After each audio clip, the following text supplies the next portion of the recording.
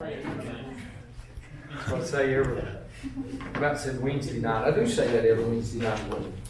Good to see everybody. Hope everybody's had a good week. Cold in anybody else's house? Man, I tell you, it's been cold. And but it's good to be here tonight. And appreciate everybody coming out.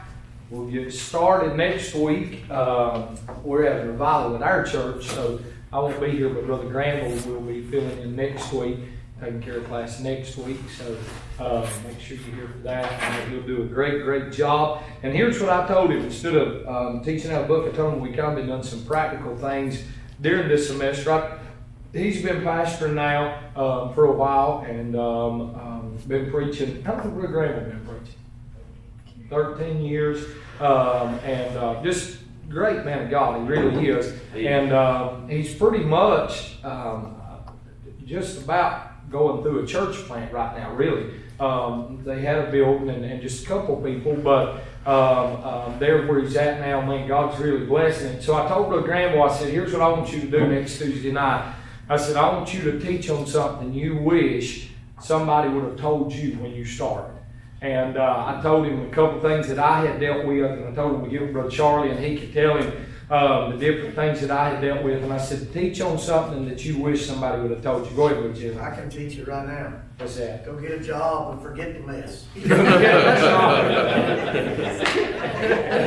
So I'm not sure exactly what he's going to deal with, but I know it'll be great. I know it'll be great. And so do remember that. Let's have a word of prayer, then we'll get into the lesson tonight and see what the Lord has for us. Amen. A quick update on Brother David Edwards. We'd asked everybody to pray for him. He had surgery on yesterday. They went in, the leads was fine. They left the leads in. They didn't replace any of the leads, but they did put a new pacemaker. Instead of changing the battery, they just put a new one in.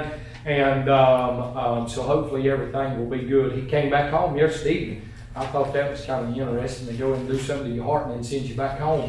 But do continue to pray for him. Pray that the Lord continue to help there and meet that need. Amen. Brother Ryan Hayes, how about you open us up in prayer?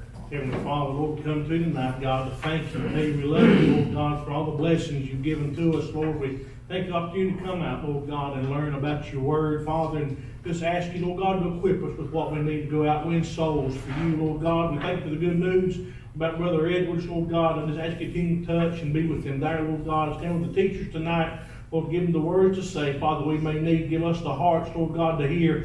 Father, we may plant, Lord, it may grow deeper in our heart and set up a good shop, God. We can be what we should be for you. Father, just again, we tell you we love you and we're thankful for everything you've done. In Jesus' name, amen. Amen. The book of Jude, and we'll look at Jude 22 again tonight. We kind of used it as a launching pad last week, and we'll look at it again tonight, Jude 22, and we'll look at verse number 22. Jude, did I say Jude 22? It is Jude 22 because there's not but one chapter. But anyway, Jude 22, and we'll look at a little thought out of here tonight and see what the Lord will give us. We started last week dealing with the subject on dealing with tragedy. And we really talked a lot last week about visitation and about hospital visits, about those left or die. Life or death visits that you do as a pastor and as a preacher. We talked about the different ways that we visit hospitals, the different hospital visits as far as emergency room, a general sickness, a surgery, a birth, a life or death situation. We dealt with those things last week. Now, here's what I want to begin dealing with tonight, and we'll conclude it tonight. But here's what I want to deal with tonight in dealing with tragedy. I guess you could say part 2. I want to deal with this subject tonight, how to deliver a death notification. How to deliver a death notification. And I'll say this again, I'm sure. Well, let's just read verse number 22. The Bible said, and of some have compassion, making the difference. And of some have compassion, making a difference. I heard this statement years ago, and I say it again tonight. People will not care how much you know until they know how much you care. And how true that statement is tonight. And we can tell them everything we know, but until they know that we really do care about them, they really don't care how much that we know. And this is really, whenever you think about death notification, you think about going to a family's house and talking to them about this, there's really no way to prepare you, I guess you could say emotionally for doing that. Of course, there's classes on it, there's lessons on it, and I'm going to talk to you about it tonight. I've done numerous classes on it. Matter of fact, last week I was in another online class from Penn State University, and the FBI put it together with Penn State University on death notifications. And I know Brother Ryan's been through classes on delivering death notifications in his job, but every time you do this, it'll be completely different. I've never done a death notification that was the same way. They're always different. Everybody reacts different. The way people talk is different. Some people may scream. Some people may just look at you and offer you a cup of coffee. Some people may run out of the house. Some people may pass out. Some people may literally fall in your arms. And so all of it is different. And we're going to talk about all of that tonight. And again, I've been through, and I am by no means I am no master at death notifications. I hope I never have to do another death notification. As a matter of fact, I was in a meeting this morning with a lieutenant over our jail. I come out of it and hollered at our captain a minute, or one of our captains a minute, and I told him, I said, I'm going to run back and finish getting ready to teach tonight at Bible college. He said, what are you teaching on? I said, death notifications. And he said, that's what we got you for. And we're gonna do death notification. At some point in time, if you're pastoring, you're going to be called on. If it's not to do it by yourself, it's going to be to go with somebody else in the family and do it. And I wish that I would have known some of the things that I'm going to tell you tonight the first time I ever done one. And I guess one of the very first ones I ever done, and I talked about it a little bit last week, was not long after I went to the church. And I actually done one there to two young kids. One of them was, if I'm not mistaken, one of them was 4 and one of them was 6. And the daddy had killed the mom and then turned the gun on himself and killed himself. And I had to go tell those 2 kids what had happened. And, I didn't tell them exactly what had happened. I just told them Mom and Dad had been involved in an accident, and Mom and Dad was not going to be coming back home. They didn't need to know all the details of it as they grow older. And I'm sure by now they know all of it because that's over 10 years ago. They know all of it by now. So there's all different types of situations you're going to find yourself into. You're going to be called in the middle of the night, and I'm sure Brother Brian and Brother Jeremy both can talk about this. And it's going to be as a pastor, it's going to, number one, it's going to be a blow to you when you get told what you've got to go tell somebody else. When somebody calls and somebody that's associated with your church has passed away, and then you've got to go to that individual's family and tell that individual's family, number one, you're hurting yourself. And I say this, doing a death notification to somebody you don't know and you're not associated with any at all emotionally, it's hard to a certain extent. I don't mean to sound, Brother Jeremy talked about this a little bit last week, but you kind of become callous to some things. And doing them with the county, a lot of times you feel for the people. You have compassion on the people because we are commanded to have compassion to make a difference. However, when it's somebody you know, it's a whole nother ballpark. You're emotionally connected to them, and when you go sit down with that family and talk to them, man, it's a whole nother ballgame.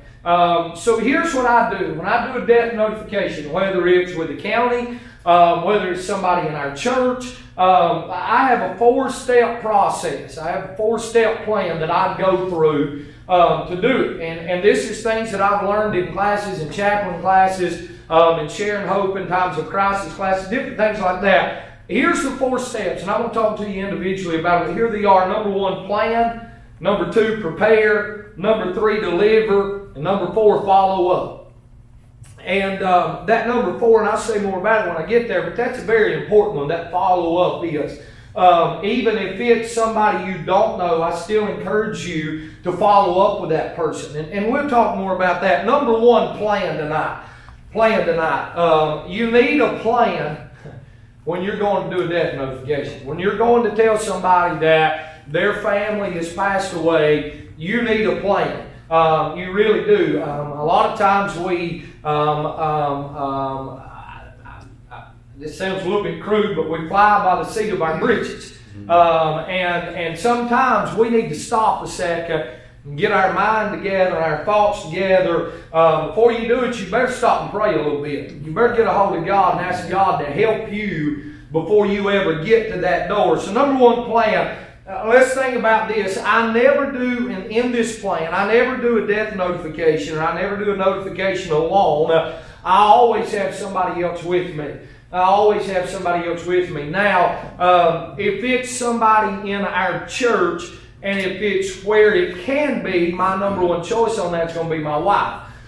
If it can be. Now, sometimes it's the middle of the night. Our kids, we're not going to leave them alone in the middle of the night. They're alone right now and probably tearing the house apart, but we're not going to leave them alone in the middle of the night. So if it's the middle of the night, more than likely, I'm going to call Brother Heath to begin with, just because him being the youth pastor at our church and youth/assistant pastor at the church, he don't just do things with the youth. I'm going to call him. And if it's somebody within the church, I'm going to call him. And if I can't get in touch with him, then I'm going to call one of my deacons and get one of my deacons to go with me. And if I couldn't get in touch with one of my deacons, I'm going to call one of my preacher boys and have them to go with me. But again, as a pastor, if it's somebody in your church, I encourage you, and I want to say this, I encourage you to have your wife involved in your ministry as much as you can. And I know they can't be there every time. I know they can't be in everything that you do. But when it comes to things like that, you need your wife there. And here's the reason why. That lady is going to be more apt to reach out to Leslie and to open her heart to Leslie than she is to me. And it's good to have your spouse with you in the ministry. So, number 1, make sure you have somebody else with you. Just don't do it by yourself. You really need somebody else with you. Think about this. You want to make sure. Now, I want you to listen to me. You're going to laugh when I first say this. But you want to make sure the person you're doing the death notification about is dead. You want to make sure they're dead. Sure. You say, well, what does that mean? You go look at the body. No, that don't mean you necessarily go look at the body.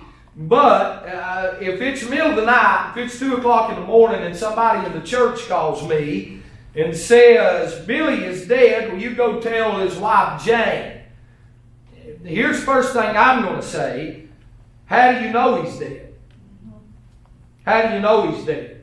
Well, Sister Wigglejaw's called and said she seen the ambulance over there. They brought somebody out and she was over their head. Well, can I just tell you something out of over 20 years of emergency service experience? A night like tonight, when we bring the patient out, they're going to have a sheet over their head because it's so cold outside. And right before we walk out the door, we're going to flip a blanket up over their head till we get them inside the truck so that they'll not get as cold going out there. So if they just see them come out, make sure. How do you know that they're dead? Number 2, I'm going to say this. I'm talking about your plan. You think this is, and here's the thing. You ever read something in a policies and procedures manual and thought that was the dumbest thing I ever read? And then the person teaching policies and procedures said this. The reason that's in there is because such and such. Yeah. The reason this is in classes is because it's happened. Yeah. Are you with me? How do you know they're dead? What happened? I want the specifics of what happened. Because that individual that I'm fixing to talk to is going to ask me what has happened. Number 2, what's happened? Number 3, when did it happen? When did this take place? And number 4, I always ask this, where's Billy at now? Or the deceased, whoever it is. Where are they at now? Because you're going to get asked that question. Where are they at? Where are they at now? Can I go see them? Where are they at now? So get your plan together. together. Once I have all the information, then I will figure out who's going with me, our youth pastor, a deacon, etc. Once I meet the person that's going with me, then I go over all of the information that I've just got with them. And I tell them, here's who we're going to do the death notification on. Here's how I know they're dead. Here's what happened to them. Here's where they're at now. And you say, why are you going to do that? Because as a pastor, and again, I'm trying to teach this from a pastor standpoint and not emergency service standpoint. As a pastor, you're emotionally connected to what you're fixing to go into. And I'm going to tell you something, when you get in situations like this, sometimes our mind don't think the way it needs to. So if both of you has every bit of the information, surely between both of you, you can work together and give them the information. I'll share the information with them. If I'm going to be taking, or if I'm going to be talking, I want the other person, watch this, I want the other person watching for body language. And what I mean by that is I'm going to say, Brother Heath, I'm going to be the one that tells them. Or, Brother Heath, I want you to be the one that tells them. If I'm going to be the one that tells them, Brother Heath, I'm going to be the one that tells them. And here's what I need you to do. Whenever we go in, I need you, and I'm going to walk through 2 or 3 things right here. I'm going to need you, number one, to look and see if there's any kids in the room. The plan. Get yourself together before you go. If there's kids in the room, before we start talking to them, then I need you to take them out of the room. Before I talk to them, I need you to take those kids out of the room. They don't need to hear what's going on. Take them in another room. Take them outside if it's pretty outside. If they absolutely refuse to go out of the room, then I'll tell the individual, hey, listen, what we're fixing to talk about, they probably don't need to hear. And then if the parent says, no, I want them in here, then that's on the parents. But do everything you can do to get them out. And then here's another thing that I'll do. And I guess I have more leeway with this than some people. But I would say that if you would, to reach out, I would put it this way. If you don't know the individual very well that you're going to do the notification to, I would reach out and try to find out some medical history about it.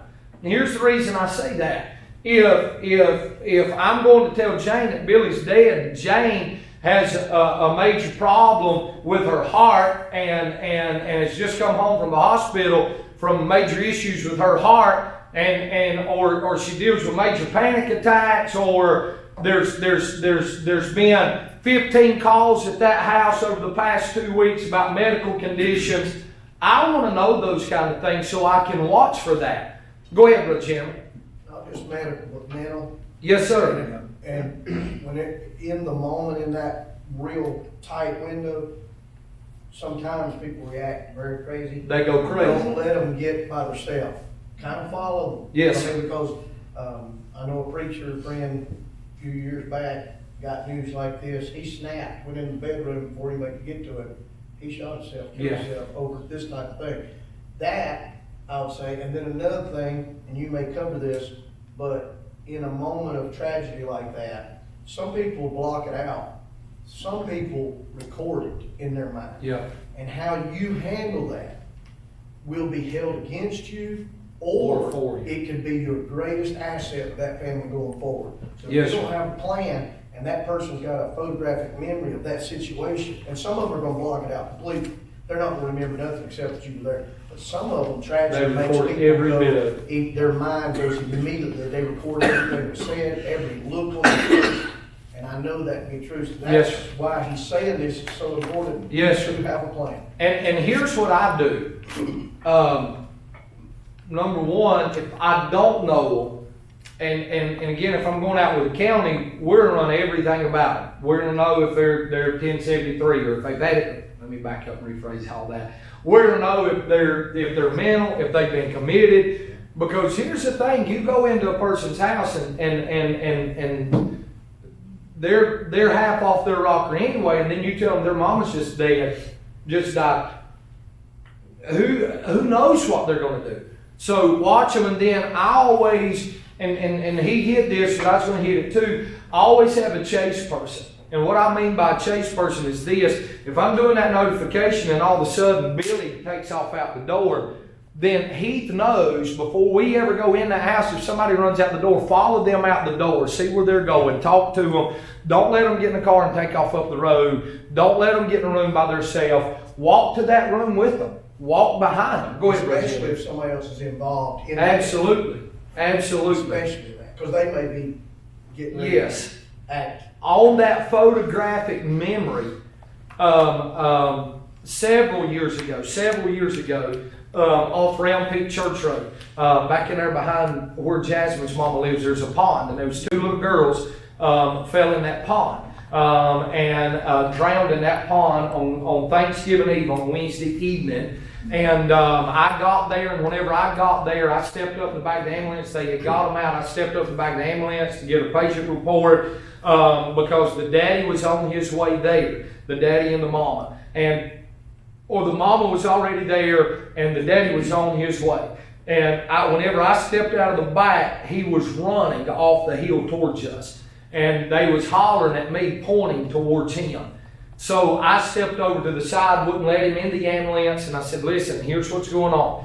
I said, both of your dogs was found in the pond. Both of them had drowned it. It's a working code. It's a pending code. They're doing everything. Always be honest, and I'm going to say that again in just a minute. They're doing everything that they can do in their power right now to bring them back, but it does not look good. And as soon as I told him that, he collapsed. He hit the ground. He passed out. So whenever he did, I hollered for one of the other medics. They came over. We got him back, talked to him, got him, back conscious, talked to him a little bit more. I spent some time with him and his wife. And to make a long story short, both the kids ended up dying. We all went to the funeral home that night from the fire department. I'll never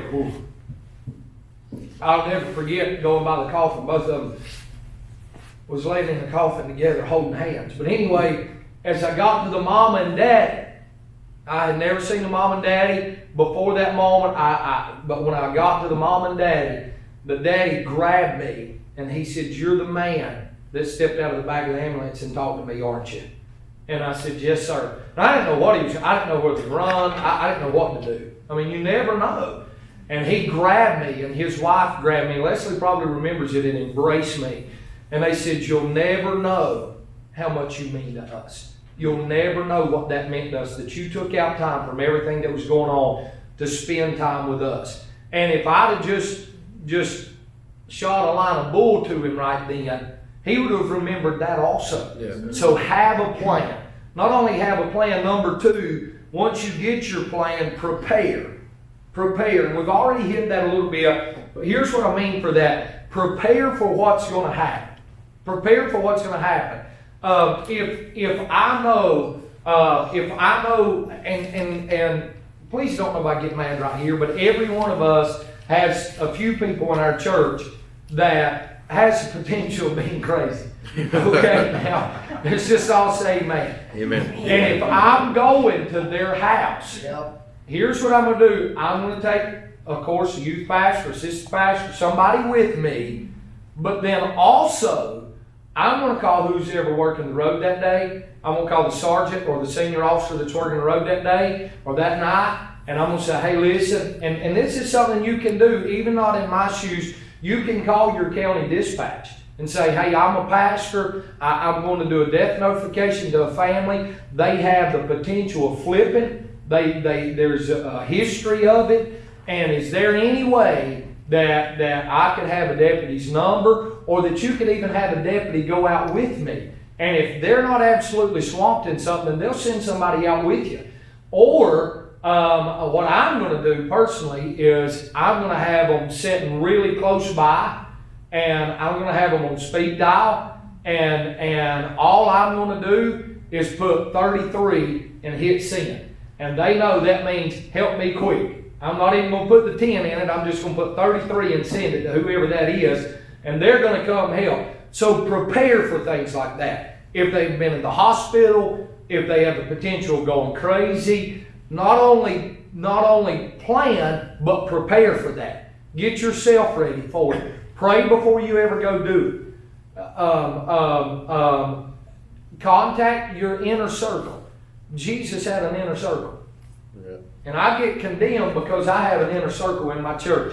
I've got 2 or 3 of my men that I consider my inner circle. That's who I go to. And if I get a call at 2 o'clock in the morning, even to go out with the county, they're getting a call. And I'm going to say, hey, look, this is what I'm going to. I need you to pray for me. Call those people, say, pray for me. This is where I'm going. So plan, prepare. Now that you've planned, now that you've prepared, now you're ready to deliver.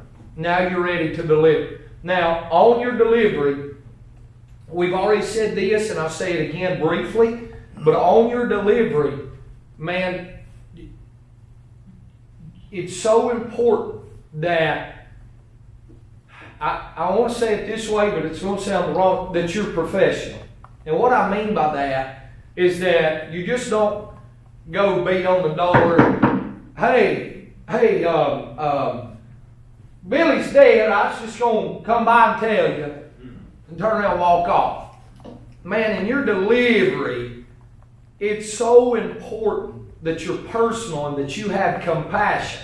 If you want to make a difference, and if some have compassion, making a difference, you got to have compassion. Here's what I'm going to do. Number one, I'm going to knock on the door, and then after I knock on the door, I'm not going to call them and tell them I'm coming. I'm just not going to do it. I'm not going to call somebody at 2 o'clock in the morning and say, hey, this is a preacher. Can I run by and see you a minute? Yeah, but why are you coming? Are you with me?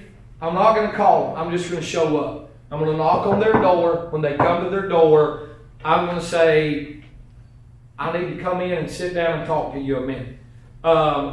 If it's church, if it's not church related, then we're going to knock on the door. And I'm going to be with a uniformed officer, and whenever they open the door, 99% of the time, the uniformed officer is going to talk first, and it's going to be a sergeant or a senior officer. I'm Sergeant Alex Starbuck, Surrey County Sheriff's Office. This is Chaplain Jonathan Barker with Surrey County Sheriff's Office. At that moment, everything's going to change.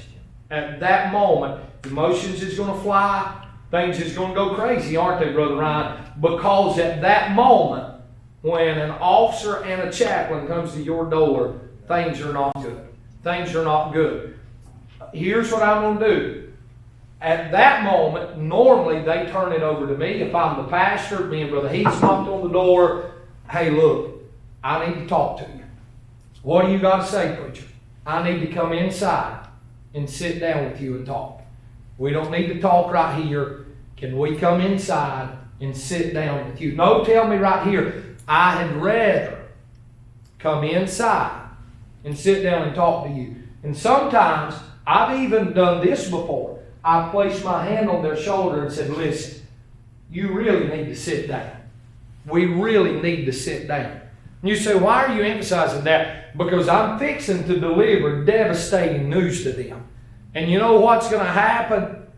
They're going to collapse. 99% of the time, they're going to collapse. So if you've already got them sitting down, you're a step ahead of the ball game. Once they sit down, if you can get them, some people you can't get there. Some people, they're just not going to sit down. They're going to go ballistic until you tell them. But if you can get them sit down, once they have been seated, always, always, always be honest. Be honest. Don't cut the corners. Be honest. Here is some things that I don't say. Your husband passed away. That's not what I'm going to say. Here's what I'm going to say. Billy, your husband. Number one, at that moment, I've just made it personal to me, because I'm not saying your husband, I'm calling them by name. Billy, your husband, has just died. I never use the term passed or passed away, or we've lost them. Well, where'd they go? We lost them. Can we go find them? And you think I'm being crazy. You can get things like that if you use that. I always say died. They died in a car accident. I use the word died is what I use. And again, be honest with them. Be honest with them. How did they die? Well, from everything that I can figure out right now, there was a bad car accident and they died in that accident. Did they die immediately or did they suffer? to my understanding, as of right now, from everything they can tell, they died upon impact. Now, I'm not going to say that if I don't know that. I struggle with some people that wants to say absolutely they died upon impact. Because here's the thing, if you do that notification and tell them that, and then the medical examiner, if they end up doing an ME case on it, and they get the report from the medical examiner, and it says something different on it, then you know who's just lied, you know who they're going to come against? They're going to come against you. Yeah. So I always say, from my understanding, here's what I was told, that they died upon impact. Or they didn't die upon impact. They attempted to recover them. They was doing a rescue. Things went south. They was not able to save them. And they died during the rescue. I'm going to be honest with people. And here's the reason why. I want them to be honest with me. Mm-hmm. When that day comes, I want them to be honest with me. So be honest with them. And when you're doing the delivery, this all comes in your planning and preparing. After I do the delivery, I always say this: is there somebody I can contact for you? That's one of the first things that I say. Do you want me to call one of your children? Do you want me to call Sally for you? Do you want me to contact somebody for you? Yes, I want you to call Sally and call Sally now. Now I'm going to ask this question. What do you want me to tell Sally? You just want me to tell them that there's been an accident and you want them to come over here? Or do you want me to tell them that Billy's dead? Be specific in those things. Because here's the thing. If you call Sally and say, hey, Billy's dead, and Sally's mama that you're talking to didn't want Sally to know that, she wanted to tell her, but you told her, well, now you become the enemy again. Mm-hmm. And I'm telling you, things like that happen. Things like that happen. So whenever you're calling somebody for an individual, make sure you know what to say to them. Make sure you clear that with the individual. Can I contact somebody for you? And then I do not leave them alone. I'm not going to leave them alone. I'm going to wait till somebody else gets on the scene. I'm going to wait till somebody else is there and somebody else, a family member's there, whatever. I'll wait till somebody else gets there, and I'm not going to go into the details, but I was part of a notification one time during an officer-involved shooting, and an officer pulled up, told the wife, and left. And then I showed up. I was supposed to wait till I got there before they left, but they didn't. Stay with them. Stay with them. Be there for them. Answer their questions the best you can. Don't lie to them. Here's some things not to say, and I'm done. I know how you feel. Right. No, you don't. You say, well, I lost my family member the same way. You don't know how they feel because you're not them. Right. Don't say, I know how you feel. Don't say this. Time heals all things. Because it don't. It don't. There'll come a day that time will not exist no more and all things will be healed. But time does not heal all things. You will get over this. Don't tell them that. Don't tell them that. You know, my Papa Caldwell's been dead for, I guess, 18 or 19 years. And this past Friday, when I was bird hunting with a shotgun that he hunted with his whole life, I'm still not over my Papa Caldwell's death. I'd still love to hear my Pa Barker preach one more time. You don't get over things like that. You don't get over things like that. I believe everybody in here that knew him would love to hear Keith Wentworth preach one more time. You don't get over things. So don't tell them that you'll get over it. And never say this, tomorrow will be better. Because tomorrow may be worse. Tomorrow may be worse. Now, here's the last thing. Follow up with it. Follow up. Go ahead, Brother Jim. This one. Do not say this. This is the dumbest thing you say. God's got a reason for this. No. Don't say that. That can make that person hate God. Hate God. You don't ever say that. God does not have a reason for everything. I don't know whoever started that. Right. But there's some things God's not involved in. Suicide is a prime example of that. And I'm going to tell you something. If you pass long enough, you're in the ministry long enough, you're going to deal with that. You're somebody in the church, somebody related to somebody in the church, you're going to deal with suicide. And suicide, don't you hear what I'm fixing to say to you? Suicide is not God's plan. That's not God's plan. If I go home and blow my brains out tonight, number one, every detective in Surrey County and the SBI agents that works our county is going to investigate it as a homicide, because I've sat down with them and told them, if you ever come to a suicide and it's me, you better investigate it, because it wasn't me that done it, okay? But if I do that, God had nothing to do with that. That is not in God's plan. And I'm going to say this to you.